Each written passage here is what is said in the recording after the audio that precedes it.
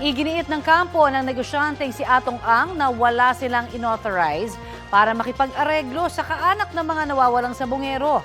Sinabi yan ng abogado ni Ang na si Attorney Gabby Villarreal matapos may maarestong mag-asawa sa Rizal. Tinangka raw suhula na mag-asawa ng 1.5 million pesos si Jaja Pilarta, kinakasama ni John Claude Inonog na isa sa mga nawala noong 2022. Ibinunyag ng PNP CIDG na kapatid at hipag pala ni Inonog ang mga inaresto. Ayon kay Pilarta, may pinapipirmahan din daw sa kanyang affidavit na nagsasaad na walang katotohanan ang mga nauna niyang akusasyon laban kina Atong Ang at iba pa. Itinanggihan ng ama ni John Claude Inonog. Nilinaw niya na ang ipinadalang pera ay hindi suhol, kundi sustento sa anak ni na John Claude at Pilarta. Inaalam naman ng Department of Justice at ng National Bureau of Investigation kung sino-sino mga kaanak pa ang inaareglo.